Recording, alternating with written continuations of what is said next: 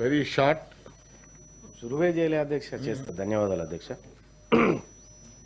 SC వర్గీకరణ విషయంలో రాష్ట్ర ప్రభుత్వం చిత్తశుద్ధితో ఆ వర్గీకరణ అమలు చేస్తానన్నట్టుగా గతంలోనే రాష్ట్ర ప్రభుత్వం ప్రకటించింది. ఆ విధంగా ముందుకు పోతున్న తెలంగాణ రాష్ట్ర ప్రభుత్వానికి, గౌరవ ముఖ్యమంత్రి గారికి, గౌరవ ఉప ముఖ్యమంత్రి గారికి అందరికి కూడా హృదయపూర్వకంగా ధన్యవాదాలు తెలియజేస్తా ఉన్నా అధ్యక్ష.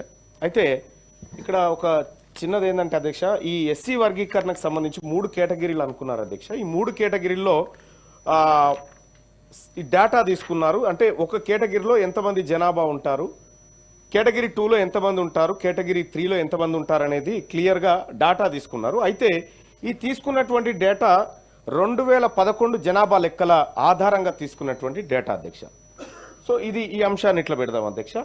ఇంకొకటి, మన దగ్గర భారతదేశంలోనే అత్యంత ప్రతిష్టాత్మకంగా ఏ రాష్ట్రం చేయనటువంటి ఒక అద్భుతమైనటువంటి అథెంటిక్ సర్వే నిన్న మొన్న జరిగింది అని చెప్పి మనం అనుకుంటున్నాం అధ్యక్ష.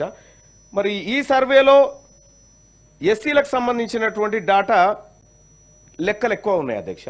మరి ఈ ఆధారంగా ఎందుకు తీసుకుంటలేమో ఒకసారి నాకు అర్థం కాలేదు అధ్యక్ష. అంటే మనం చేసినటువంటి లెక్కల ఆధారంగా, అంటే మన సర్వే మీద మనకేమైనా డౌట్ ఉందా, లేకపోతే ఇదే కరెక్ట్ అనుకుంటారా అనేది కొద్దిగా కన్ఫ్యూజన్ ఉంది అధ్యక్ష. మన దగ్గర ఉన్నటువంటి లెక్కల ప్రకారం తీసుకొని ఎస్సీ వర్గీకరణకు సంబంధించినటువంటిది ఇస్తే అప్పుడు బీసీ కులగణనకు సంబంధించింది కూడా కొంత మేము నమ్మాల్సి ఉంటుంది.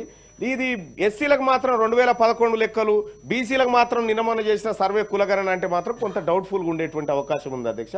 ఇక రెండో అంశం ఏంటంటే అధ్యక్ష, మనం ఇప్పటిదాకా కులగణనకు సంబంధించినటువంటి అంశం కూడా మాట్లాడుకున్నాం కాబట్టి